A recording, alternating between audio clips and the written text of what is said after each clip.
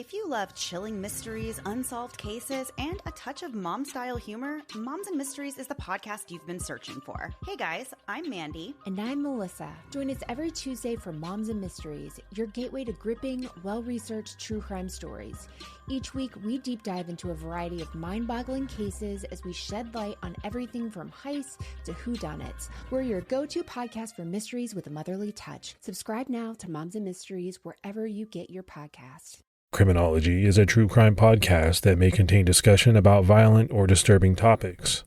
Listener discretion is advised.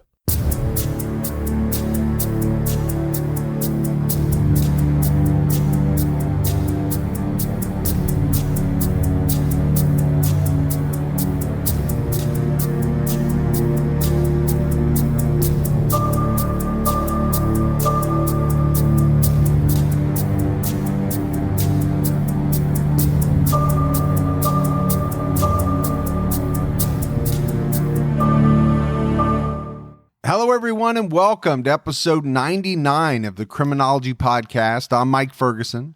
And this is Mike Morford. Mr. Morford, how are you? I'm doing good. How about you? Yeah, no, I'm doing very well. Ready to get into another episode of Criminology. Morph, one thing that I've been trying to keep an eye on are the updates in the Kristen Smart case. That's something that has really got my attention. You know, there was supposed to be a big bombshell from the FBI. Well, okay, turns out there was some miscommunication there, but not long after, it came out that there were some search warrants served in several different locations. They went out to Paul Flores's mom's house. And, you know, Flores has been a guy that police have looked at from the very beginning. He was the last person known to have seen Kristen Smart alive. So they took a bunch of stuff, evidence, whatever it was, from his mother's house. They did some digging, but as far as I know, there haven't been, that many details that have come out as it relates to exactly what they took or what they found. Yeah, that's a case that's been too long to have some kind of resolution, so I'm excited to see what's going to happen. One case I've been following a lot lately is the case of Lori Vallow. Lori Vallow recently got married to a man that I believe is her third or fourth husband. Don't hold me to that. But some of her previous husbands, at least one of them, have met with untimely deaths. So the man she married, his wife just died under questionable circumstances 6 weeks ago or so. And now the two are sort of came together. They have these spouses that are dead under questionable circumstances. And Lori's two children are missing, and she refuses to say where they are. The police tracked them down in Hawaii where they got married, and they want her to produce those children, and she refuses to. She won't say where they are, what happened. And it come to find out, this couple met through a podcast they were involved in together. And it was an end of days type of podcast. And they believe that the world is going to end in July 2020. It's just a crazy backstory for the case. But with that podcast, you have these people meeting. Family members, siblings as well of these people have been murdered or disappeared. So there's a lot going on, a lot unfolding, but it's just a really bizarre case. Yeah, no, it is very fascinating. And ultimately, I think Morph would make for an excellent episode once all of the facts come out. My thought is there are a number of tragedies surrounding these two individuals, but we're going to have to wait and see what police uncover. But it's another case to keep an eye on for sure. All right, before we get into our episode, let's go ahead and give our Patreon shout outs. We had new Patreon supporters in the way of Keisha Smart, Amanda Morrill, Karen Hudson, and Emmanuel Sylvan. So that new support is very much appreciated. Every week you read those names and I'm just, blown away by how many people are willing to support us on the podcast. And if anyone out there listening would like to support Criminology on Patreon, You can do so by visiting patreon.com/criminology. All right, buddy. So we have a very interesting case for everyone in this episode. I will say up front, it's a very difficult case. We're talking about the abduction and brutal murder of a 3-year-old, Rachael Runyan, in 1982. We've handled some of these cases before, you and I, but this is a case, and we wanted to say it right up front where the details are extremely disturbing. And how can they not be, right? Anytime you're talking about the murder of a 3-year-old child, it's these type of cases, Morf, that make parents afraid to let their children out of their sight, even if it's just to play in their own yard. Rachael's case shocked the residents of Sunset, Utah to their core, and this case paved the way for better laws intended to help safeguard children in the state of Utah. Rachael's mother, Elaine, is fierce. She's relentless in making sure that what happened to her daughter doesn't happen to others. And we talked to Elaine. You'll hear from her throughout this episode. Sunset, Utah is about 30 miles north of Salt Lake City. The small city was incorporated in 1935, but the first settlement dates back to the 1800s with the arrival of the James Hill family. The area was originally used by Mormon pioneers as a place to feed and graze their animals during the harsh winter. The town was first known as Sand Ridge, and later the Summit, until 1896 when it was changed to Clinton. Around 1916, a group of women were in awe of the beautiful, colorful sunset over the Great Salt Lake to the west, and decided to call the town Sunset. A short while later, it became known as the community of Sunset. Its incorporation in 1935 resulted in a residential-type community during World War II. Homes were built as a result of the government development of Hill Air Force Base and Ogden Arsenal, directly east of Sunset. The town had a steady 600 residents living there until the 1960s and 1970s, when more homes and subdivisions were built. This raised the population to about 6,000 people. Sunset seemed to be a great place to raise children. It was this small, safe town atmosphere that drew Jeff and Elaine Runyan in when they moved their children to Sunset in the late 1970s. Jeff and Elaine Runyan had a child named Justin, who was born in 1977. In early 1979, the couple decided to relocate from Tennessee to Sunset, Utah. At the time of the move, Elaine was pregnant with the couple's second child, Rachael. On June 23, 1979, Rachael Marie Runyan was born in Sunset, Utah. 2 years later, the couple welcomed a second son named Nathan. The family resided at West 870 North in Sunset, just south of Doxey Elementary School, which was part of the Davis School District. The school's playground sat about 15 feet directly behind the Runyans' home.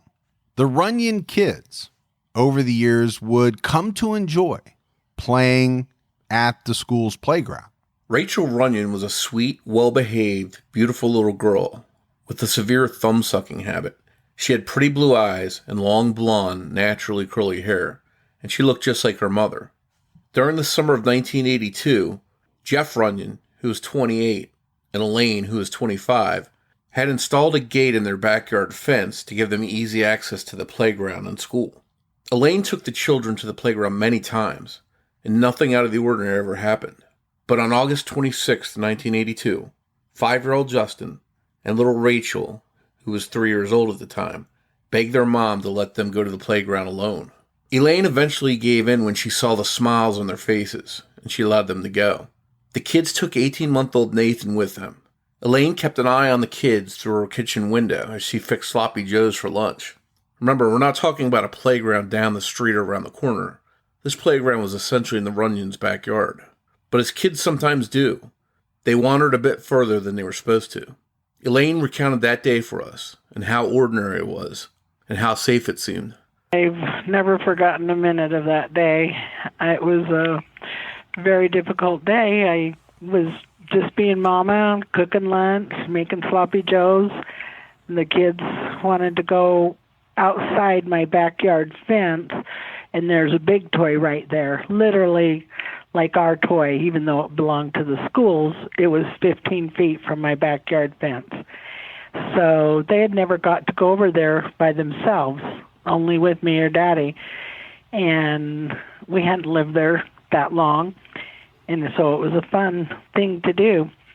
But they just kept begging, and seeing how happy it would make them, I gave in, even though I was cooking their lunch.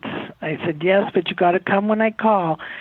And they scampered off, just opened the little gate from our backyard, went over, and they were right there. So I just kept cooking lunch, and I didn't feel good about it. My stomach was nervous because I never let them go over there by themselves. And so I called each child by name. I said, Justin, Rachel, Nathan, and each one answered. So I'm like, okay, they're okay. I'm just being too worried for nothing. And then I go stir the sloppy joes some more, and then I go over to the window again, and they're at the other side of the park, and it was about a football field away, and I'm like, what are they doing over there? So I'm calling out, Justin, bring everyone home, kind of like, what are you doing over there? And he comes running, and he comes in and walks up the steps. It was sometime between 12 and 1 p.m. when Elaine called her children in for lunch after she saw that they had gone over to the other side of the playground. Morf, there was no way she was prepared for what came next. Justin ran through the door and told Elaine that a man had taken Rachel. The man approached the group of kids at the sand pit and tried to lure them into his car by offering to buy them ice cream and bubble gum at a nearby grocery store. This idea enticed little Rachel, but Justin warned his little sister not to go with the strange man, and she started to walk away from the man. Justin relayed how all of a sudden this man grabbed Rachel, threw her into his car, and sped off. Elaine was horrified at hearing this news. She loaded the kids into the car and took them to the local ice cream shop to look for Rachel. But there was no sign of her. And he's like, Mommy, I have some real bad news. And I said, what? And he said, Rachel's in a car. I go, what car? He said, a blue car. I said, whose car? And he said, a black man's. And I'm like, I fell to my knees, and I said, Justin, he'll kill her, he'll kill her. It just sounded bad, and that was my instant reaction. And it was just absolutely horrifying. And so he said he was going to take us to Bobco's for ice cream. And so I put the kids in the vehicle, and we ran over. And I thought, oh, my gosh, how do I ask? Did a black man come in with my little girl, a little blonde, blue-eyed, 3-year-old little girl? I just couldn't even hardly say those words because I knew what it sounded like. And even before I asked, I knew they'd say no, because you would remember that. It's an odd combination in 1982. So then we got back in the Land Cruiser, ran back home, and I got on the phone, called my husband at work, and I just said, it's Rachel. She's been kidnapped.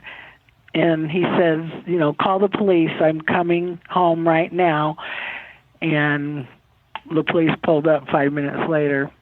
When the authorities arrived, they quickly started the search for little Rachel, who was last seen wearing a white playsuit with green and blue flowered print, brown leather shoes with bright yellow laces, a blue ribbon in her hair, and gold studs in her pierced ears.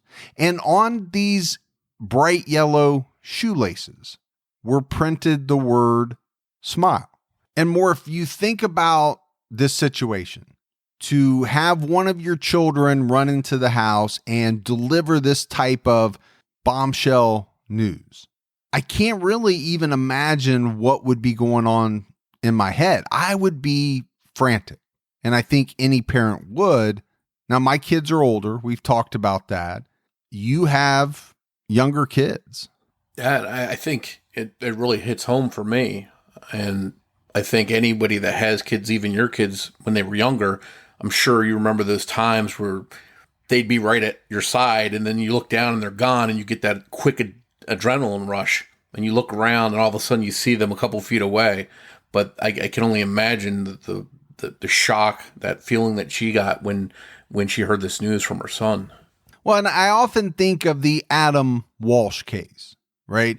Being in a department store and your child is just an aisle or two away, let's say, and then all of a sudden they're gone. That's a certain type of frantic situation. A lot of us have been through that. You know, a kid wanders off into the next aisle and you get that pit in your stomach. To me, this is a little different. You're hearing from one of your children that a man has actually abducted your daughter.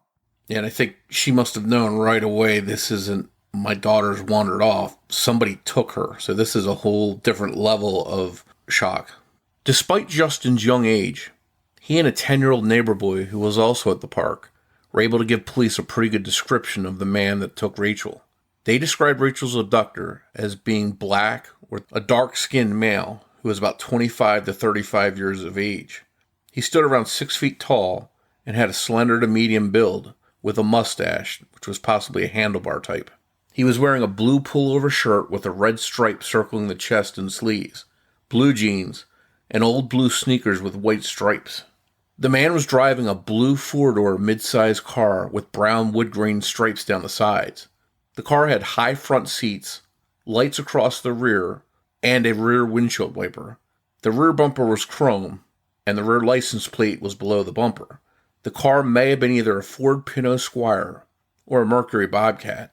I think that level of detail is amazing to come from these two kids that saw this happen, from the description of the man to the highly detailed account of his car. You know, as you were talking, Morf, that's exactly what was going through my head. This is an amazing amount of detail about a car coming from, you know, two fairly young kids. I think there's a lot of adults that, if pressed, would not be able to remember that level of detail in that type of situation. It's very impressive. I think what can't be discounted is how valuable that type of information can be. You know, it's pretty rough when all you can really say about a car is that it was a blue four-door, right? How many blue four-door cars are there? But when you start to get into those type of details, the wood grain stripes, the placement of the rear license plate, you know, where it was in relation to the bumper, those are amazing details that oftentimes can help police narrow things down to a very specific type of vehicle, or at least a handful, like we mentioned. After speaking with the children, police learned that the man who took Rachel had actually spoken with other kids at the park for at least 15 minutes before the abduction occurred. Within 30 minutes of Rachel's abduction, police had set up a roadblock, but this did not result in them finding the man or Rachel, and their immediate search revealed no signs of Rachel. Remember, this is a pretty small town, somewhat rural.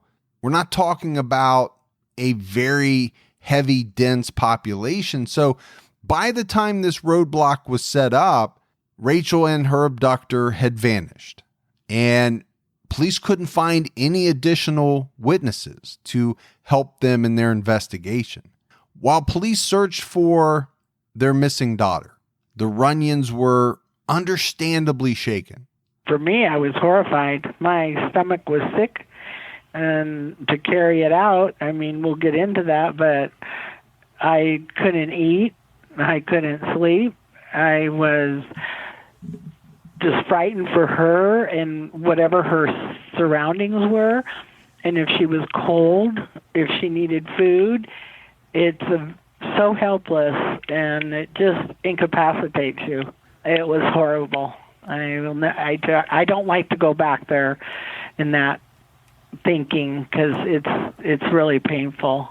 The Runyans tried to stay positive, and they were hopeful that since police had so much information about the abductor, he might be identified quickly. I was hopeful, but I wasn't going to be happy till I had her in my arms, and it's not over till it's over. And so they had roadblocks up within 20 minutes, and just the news was out there, and I just thought, okay, they're going to find my little girl, and it's all, the police will take care of it. I didn't know that it was the beginning of a long, long career of missing children and heartache and pain. The city of Sunset put up a $20,000 reward, and the Runyans contributed another $20,000 for information leading to the return or recovery of Rachel. Residents of Sunset put up missing persons flyers with Rachel's picture and the suspect composite sketch around the community. Truck drivers took some flyers and passed them out at truck stops. Salesmen took them out of state, and so did Utah residents who were visiting family elsewhere. This was really a community search, with everyone pitching in to help, as many of them were in fear for their own children. They were worried that another abduction could happen there. And Morf, this is something that I think we see in quite a few of these cases, right? We're in a small town. The community is very quick to rally around the family and to offer up their help and support. I do think there's a number of reasons for it. Number one, people genuinely want to help. But like you said, they're also scared. They're trying to protect their own children as well. So you can look at it twofold. These are people that want to help a family in need. Who doesn't want to help find a missing 3-year-old? But at the same time, they want this monster caught, because these are families. They have kids of their own. They're scared. They're frightened. The Runyans spoke with countless media outlets, including Good Morning America, and they registered with Child Find, a nonprofit organization created in 1980 to help search for missing children. This was 4 years before the National Center for Missing and Exploited Children was established. Rachel's parents had no idea what happened to their beautiful little girl. Police thought maybe she was taken for ransom or possibly sold into an illegal adoption situation. But all of these were just theories. They really had no concrete idea as to what happened. There really were very few clues that police had to go on. On Sunday, September 19th, 1982, a family was picnicking in a remote area near Trapper's Loop outside Mountain Green, Utah, in northern Morgan County. This is about 15 miles east of Sunset. They stopped their vehicle to stretch and enjoy the scenery. The children ventured off the road and down to a stream where they found something floating in the water. They thought it may be a doll. They called for their father, who ran down and probed it with a stick, and unfortunately he found that it wasn't a doll. The family had just discovered the badly decomposed body of a small child. Police received the call from the family at 6:42 p.m., and they arrived shortly after that. The scene was an unimaginable one. The victim was between 3 and 5 years old, nude, and hogtied with a nylon parachute cord. It was apparent to police that someone had haphazardly used brush to try to hide the body. Authorities later said that the body being in some water may have aided in preserving it to some degree. The victim's hair length and general characteristics of the body were consistent with Rachel's description. Authorities weren't able to determine the victim's hair color, but since there weren't any other children missing in the area, investigators were pretty sure very early on that the body was that of Rachael Runyan. The child's body was taken to the state medical examiner's office at around 10:15 p.m. There were a few problems with identification. First, the decomposition in the hot summer heat had taken its toll on the body. There were no dental records of Rachel's available, but ultimately, the Runyans identified the remains as being Rachel's through a chipped and protruding tooth and the earrings in the little girl's pierced ears. The mayor of Sunset and the police originally advised the Runyans against viewing the body, but Elaine knew it was the only way an identification could be made. Other tests and fingerprint analysis also helped confirm the identity. Rachael had not been sexually assaulted, but that was a detail that wouldn't come out until 1997, in a statement made by Sunset Police Chief Phil Olmsted. Unfortunately, the cause of death could not be determined due to decomposition and extreme weather conditions, but police were sure that Rachael had been murdered. After 24 days, the mayor and detective police showed up at my house one evening, and they came to break the news that a family out for a Sunday drive up Trapper's Loop had, went down to a little spring, little river, and they moved some shrubbery, and a doll came up, and they were running back to their family vehicle saying they had found a doll. And the parents went down, and lo and behold, it was my doll. And so it was very sad. I, oddly enough, still had hope. When they said body, does that mean they're dead?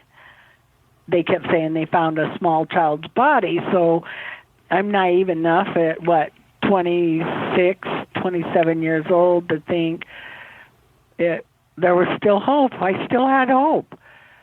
It was hard to shut down the search once we had so many things going every day for 24 days, right? The news just kept getting bigger and bigger, and we went to New York to be on CNN and the Today Show and share all our stories to keep the word out. And now we had the answer that we had been hoping we wouldn't have. But at the same time, we were grateful because we know how hard we'd been searching every single day, and the fact that she was found in a mountain canyon stream is sheer miracle. Rachel's body was the third discovered in Morgan County over the previous 3 months, and Rachael was the fourth unsolved murder victim on the books in the county at that time. Morf, when you hear that, 3 bodies discovered in 3 months, and this was prior to Rachael being discovered, in what is a relatively small town, small county, that really jumps out at you.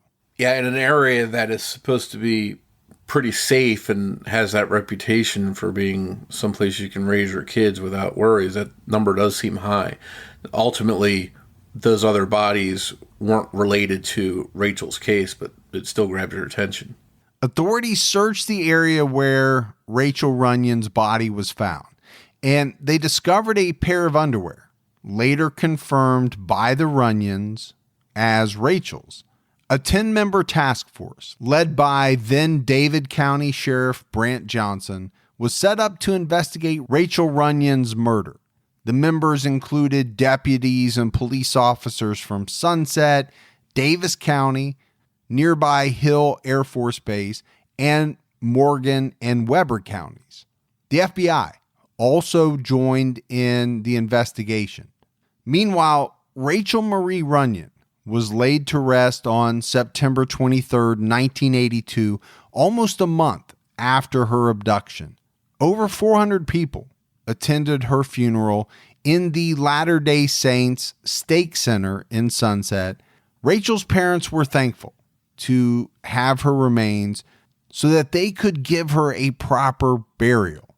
I totally believe it was a blessing she was found, and I tell you, the magnitude of the horrendous crime it is when you are thanking God that you have your baby back and she's dead. We were just so grateful and so blessed that we were able to give her a proper farewell and be able to give her a funeral and be able to put her body to rest, and that we did not have to search the rest of our lives, because if we kept searching and it didn't matter. She was already dead. She was already hidden in a mountain canyon stream. We would have never found her if too much time went by. We had flooding that fall, and we just know how blessed we are that she was found. As the town and Rachel's family mourned the little girl's death, police worked leads in the case and developed persons of interest. But any hopes for a quick resolution would be dashed when no arrests were made, and the case went cold, leaving Rachel's family devastated. But Jeff and Elaine Runyan never gave up seeking justice, and set out to make a positive out of a negative. They became strong advocates for missing children and other crimes against children. Not long after Rachel's body was found, tens of thousands of children in Utah were fingerprinted. Some reports saying it was as high as 30,000 children in all. Other sources, Morf, have pegged the number even higher. The children's blood types were logged on file, and the parents were given identification packets in case a child went missing. We see things like this a lot because, unfortunately, it seems to take a tragedy like this to really spark an all-out effort to make meaningful changes to keep something like this from happening to more children. After Rachel's abduction and murder, there were reports of kidnap attempts and actual abductions.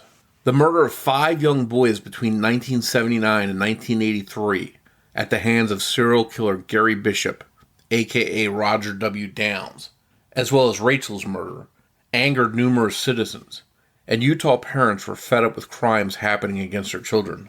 Thousands of parents attended meetings on missing children. A group of concerned mothers came together to lobby the Utah legislature for tougher child abduction laws.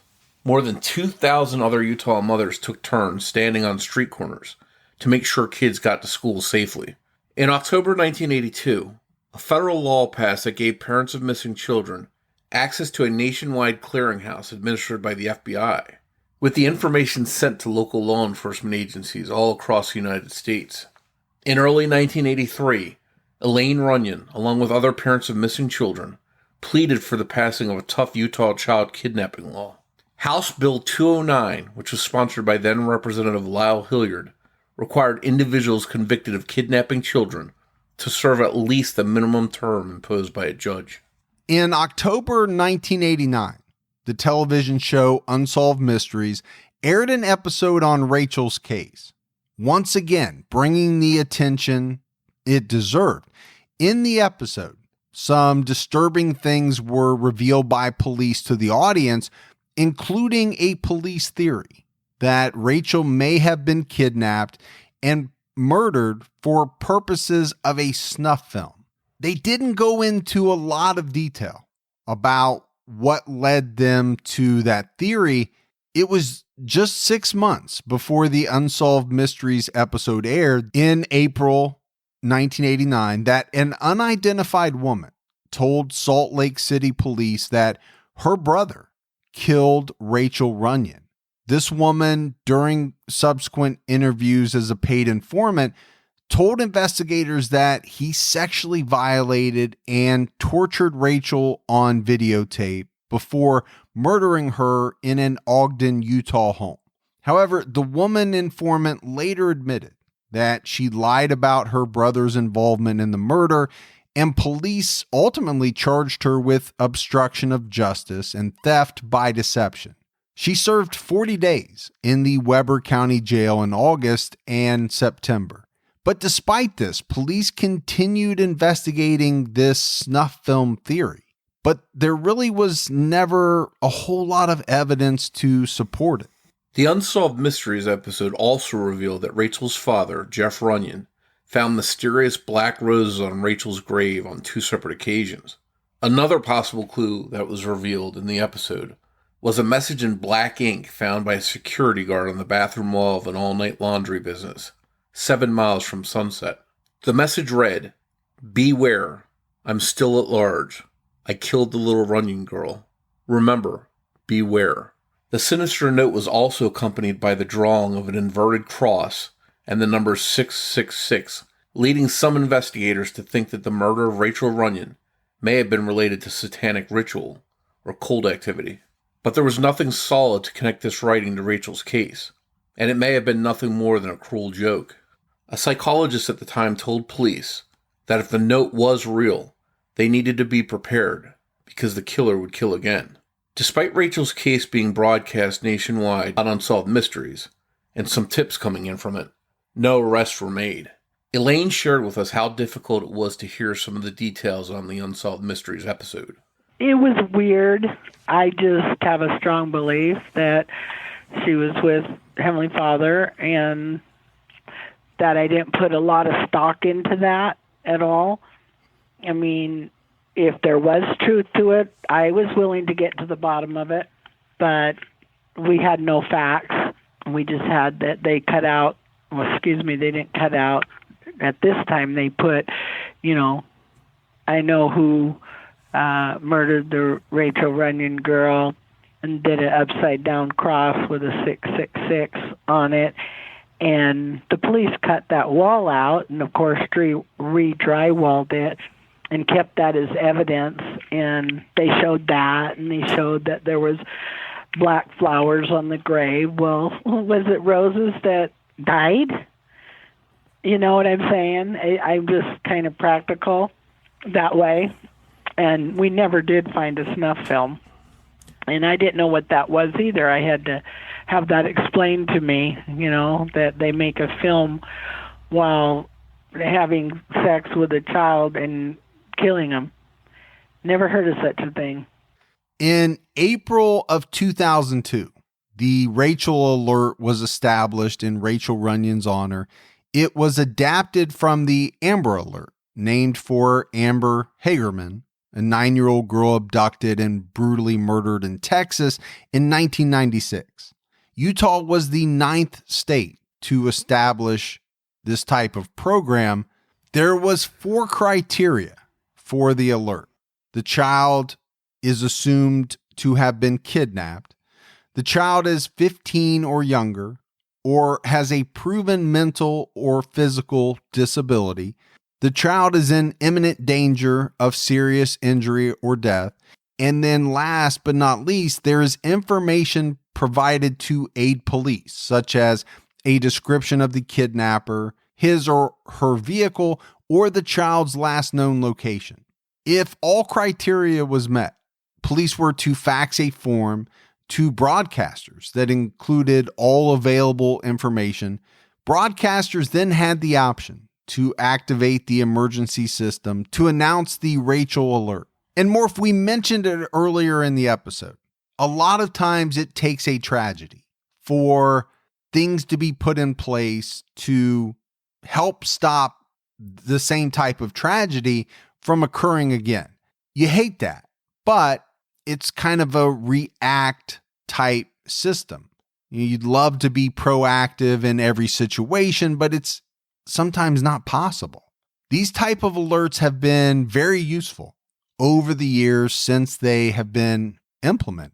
And it's great that those alerts have changed with technology, evolved over the years. Now when an alert goes out, if you have a smartphone, you instantly get an alert message on your phone or on your TV. It's travels, so quickly, and it's sort of putting the cart before the horse. But thinking back to a case like Rachel's, if we had the technology we have today, if the speed of those alerts could have gone out as quickly as they can today, back then, it just makes you wonder if that might have saved her life. Yeah, I think it's a great point that you bring up. You look at some of these cases from the 70s, 80s, even into the 90s, and you have to ask that question. If the technology was available back then that we have today, how many of these types of cases would have been solved? Because the information was out to the public so fast. The Rachael Alert was first used on June 5th, 2002, when 14-year-old Elizabeth Smart was abducted from Salt Lake City. She was found 9 months later in March 2003. The Rachael alert helped in the recovery of 3-month-old Nicholas Triplett, who was abducted from a shopping mall in 2003. A man named Jeff Salt was driving near the Jordan River, north of Salt Lake City, on January 29, 2003, when he spotted 3 adults walking with an infant. Jeff worked near the Jordan River and had a feeling that something wasn't right. He immediately called Salt Lake police, who drove out and checked on the infant. And as it turned out, the infant had been kidnapped, and his abductors were arrested and charged with child kidnapping. But the cases against them were dismissed in May 2003 after Nicholas's mother failed to appear to testify. Nicholas was then put in protective custody in California.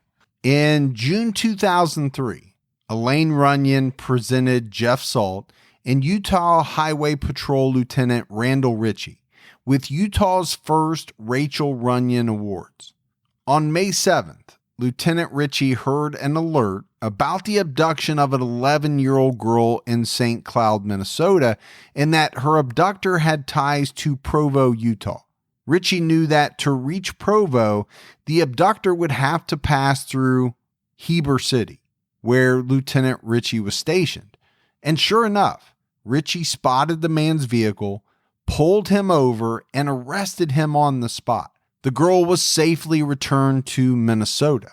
The Rachael alert in Utah was later changed to the Amber Alert after federal legislation was passed. In late August 2007, 25 years after Rachael Runyan's abduction and murder, a team of cold case experts took a fresh look at the case, and they talked about the possibility of exhuming Rachael's remains, but they never did.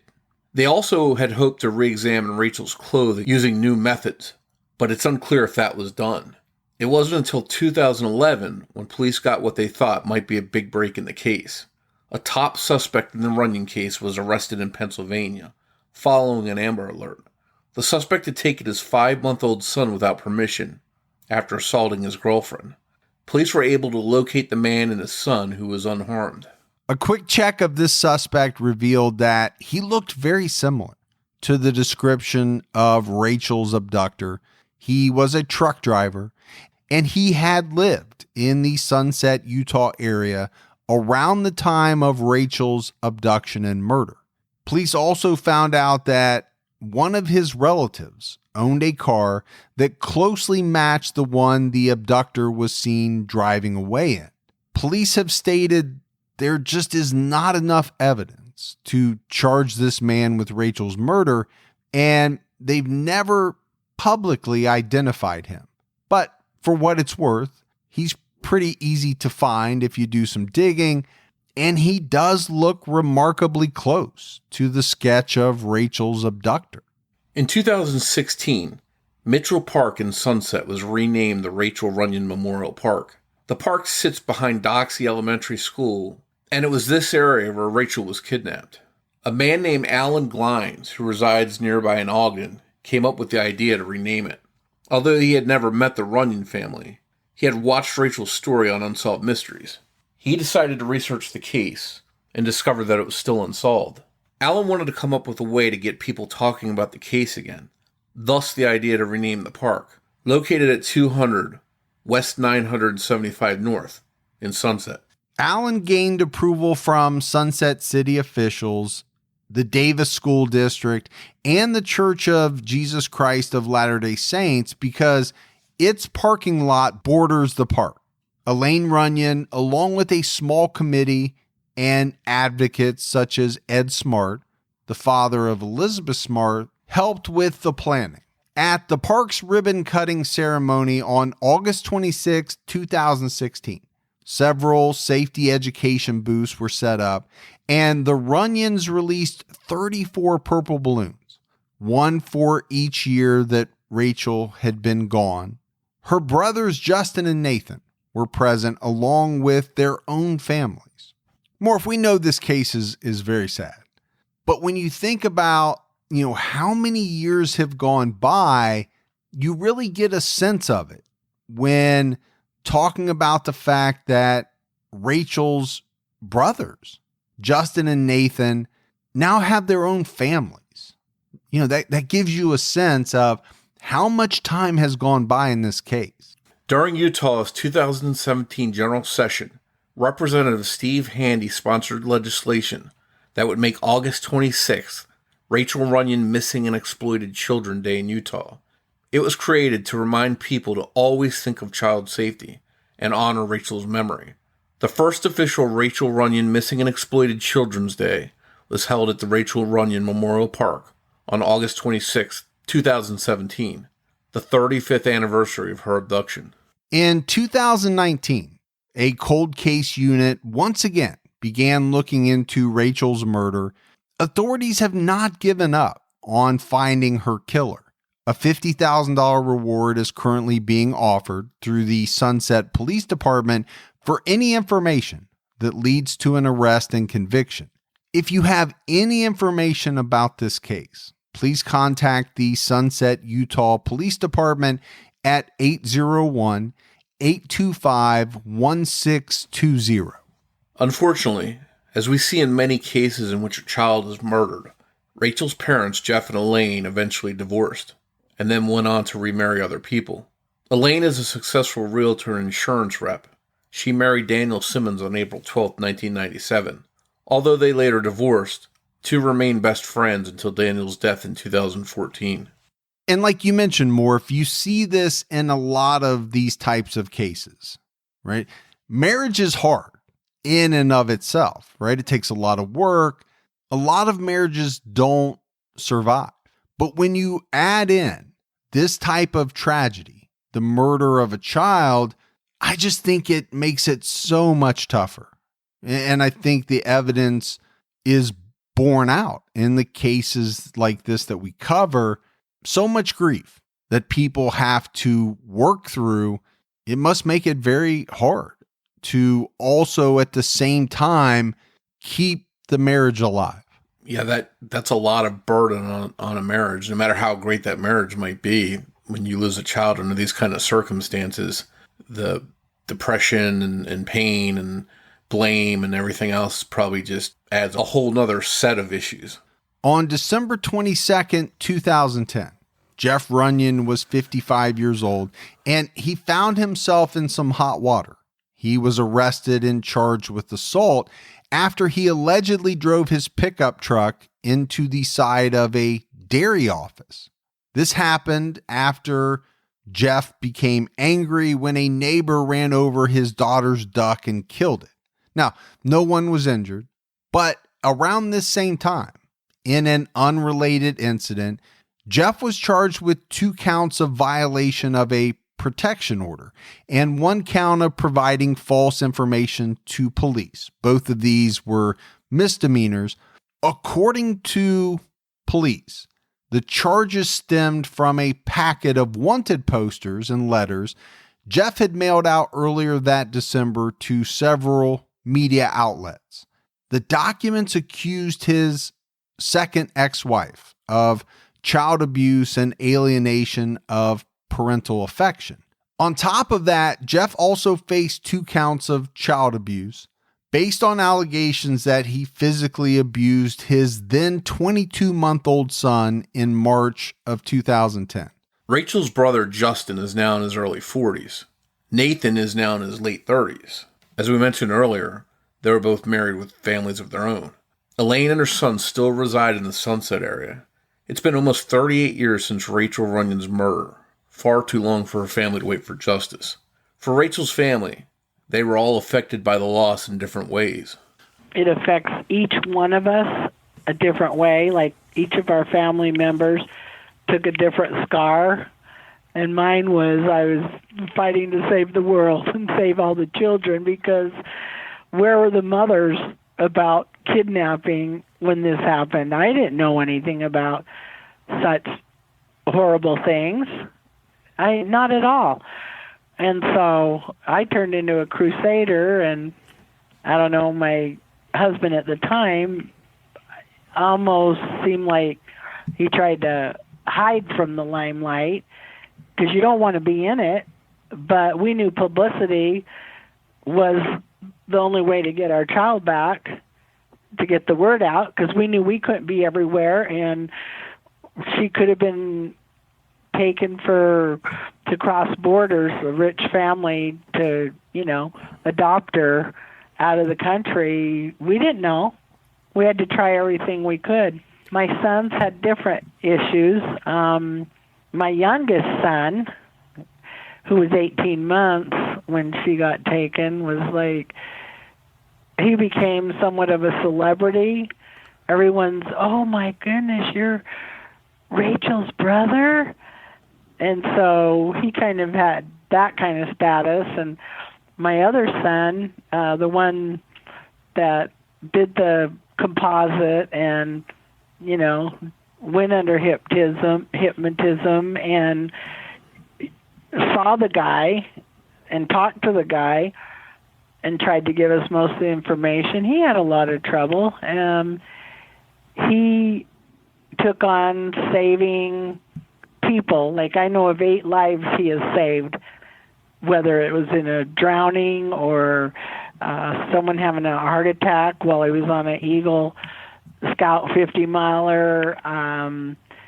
So many stories. Me, in a snowmobiling mishap in the middle of nowhere.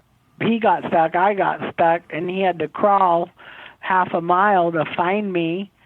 He was ready to build an igloo and keep us in there for the night till help could come. Like, he's just spent his whole life helping people like that. He just feels like he wishes he could have saved his sister. But he went to some landmark courses and learned that he was 5 years old. He did everything a 5-year-old knew to do. He came and told his mother. And I was 5. I didn't do anything wrong, Elaine Runyan knows that what happened to her daughter is very scary to anyone with children. She has advice for parents that wrestle with keeping their kids sheltered and letting them live their lives. And it's basically that you can't keep them in a bubble, but you still need to be vigilant. You have to have a balance and, I guess, age-appropriate type of thing, and just, they can't live in a bubble. I mean, do you think I wish for a minute that I hadn't let them go over there? I wish I could change that, but I can't. So what am I supposed to do? I put every ounce of energy into trying to, find my child and get her back, and it was the most horrible thing, but there was no way around it. I had to go through it. And those kids need to be able to play, but they can't play like I did. We would go play in the fields and out at the sewer drains, and, we just had to be home by dinner time, when we heard the whistle blow.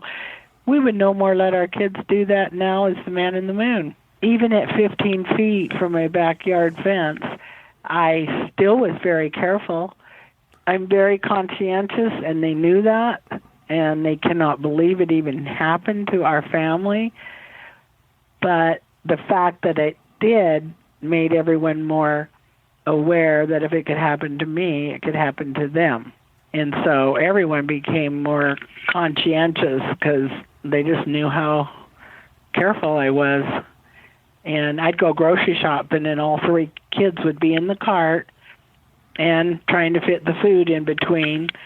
I mean, John Walsh, their son, was right shopping with the mom, and he just was off over at another section, and before you knew it, he was gone and found with his head amputated. Keeping Rachel's story out there that this does happen to good people and to people that are careful, that have families, that have homes, that just good people. We just had a horrible thing happen because some bad person entered our territory and, took a chance and I guess got away with it so far, but he won't get away with it forever. Elaine told us how proud she was to be part of protecting kids while honoring her daughter's life. I just felt like fighting back, so I started with legislation, whether it was House Bill 209, the Comprehensive Child Kidnapping and Sexual Abuse Act, or the Missing Children's Act, which we pass nationally and then we pass statewide, and so they sync with each other, and you can put, the kids in the database or the perpetrators and match fingerprints, and we're always doing something, and we've had kids safety fairs, and we've done fingerprinting, and I've been involved with people like Sam's Club that if I raise 1,000, they match 1,000. I worked with Representative Steve Handy, and we've got the Rachael Runyan and Missing and Exploited Children's Day passed, and it's August 26th every year, and it's for the state of Utah. And our goal was to not only honor Rachael, but to keep the word and the education out about missing children, that this does happen and that we do need to be careful, and we need to keep that awareness out there to the public so they don't become complacent.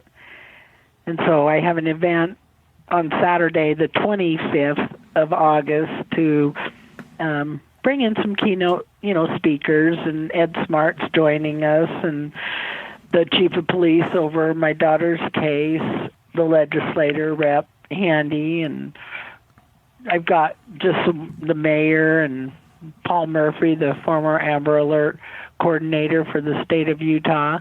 So we've got some neat people coming, and we're going to just get educated again, and you've got to keep it in front of people. And so that's another way I do it, but I've spoken at the colleges and done kid safety at the schools and been involved with RAD Kids and just all angles of child safety.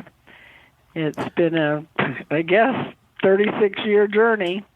All right, Morf. So that is the case of Rachael Runyan.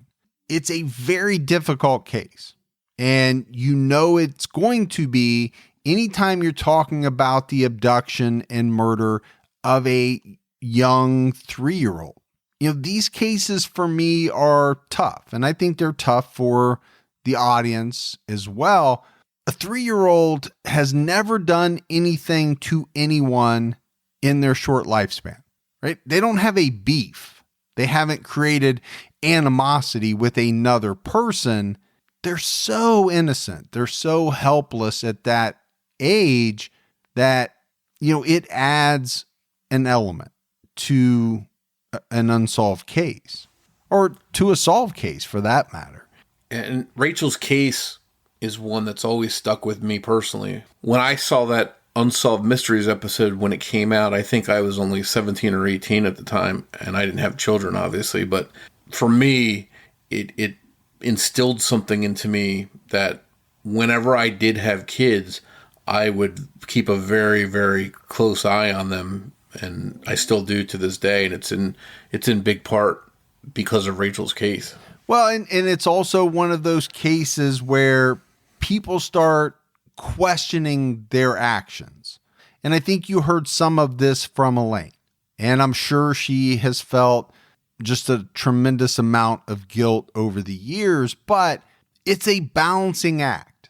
You have young children that, above all else, you want to keep safe. But at the same time, you can't put them in a bubble, right? You can't keep them safe that way. They do have to experience parts of life. And it's that effort of experiencing life that sometimes puts us all in a situation where we could run into a monster. My oldest daughter is 19 years old, and I still worry about the same thing. Doing something that she wants to do. Okay, there's a possibility that by doing it, by going to this place, she is somehow making herself a little more vulnerable to a very bad person. But does that mean that she shouldn't be allowed to experience whatever that is? It's a question that all parents wrestle with. And, you think about wrestling with it with young children, it never really ends. I don't care if my daughter's 40. I'm probably still going to wrestle with some of these questions. I just think it's natural. It's that protective nature in all of us. But like I said, it's a balancing act. And if there's any good news that we should point out, it's that stranger abductions and murders of children is very rare. It doesn't happen a lot, but we hear about it. We fear it. In most cases, children that are abducted by someone they know. But we do know that these people are out there, and every once in a while it does happen. So I think it's what makes us stay vigilant with our kids. Yeah, and that's all you can do, right? You protect them as much as you can. And you heard Elaine talk about it. You do have to be vigilant. You do have to keep your head on a swivel. That's something that I say a lot. Unfortunately, some of these crimes happen. And was there a way to stop it? I don't know. Sometimes there are just horrendous tragedies, and you have to deal with those. Pick up the pieces, go on with your life the best way you can. Morf, this is a case like many that we covered where people haven't given up. They are still trying to figure out what happened to Rachael Runyan, even, to this day. Cold case investigators keep re-examining evidence, looking for new evidence. The one thing that we didn't talk about, because we really didn't find much information about it, was DNA. Do they have any DNA? Obviously, if they do and it's usable, they would have run it through all the various systems, meaning no match. But does that mean it wouldn't be helpful, at some point in the future?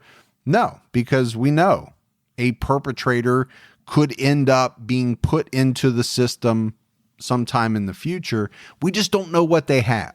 Yeah, the police have been very tight-lipped and kept things close to the vest in this case. But, there are rumblings of continued work going on in the case and progress in the case, and it hasn't been forgotten. It's not sitting on a shelf someplace. So, fingers crossed that this is one of the cases that we see solved. I think we're all so used to seeing all these cold cases being solved every week in the news. And I hope this is one that's going to be solved soon. Yeah, I'm right with you.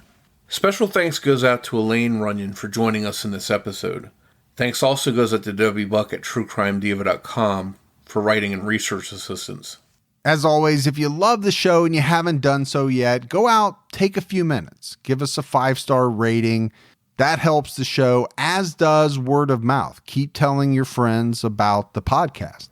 If you want to find us on social media, we're on Twitter with the handle @CriminologyPod. You can also find us on Facebook by searching for Criminology Podcast, or by joining our Facebook discussion group, which is Criminology Podcast Discussion and Fans. All right, Morf, that is it for another episode of Criminology. But you and I will be back with everyone next Saturday night with an all new episode. And it's episode 100. It's a big one, Mike. Yeah, it's a big milestone, right? To get to 100 episodes. It's kind of amazing. And we've got something special picked out that I think all the listeners will find interesting. All right, so everybody get ready for that episode next Saturday night. So for Mike and Morf, we'll talk to you next week. Take care, everyone.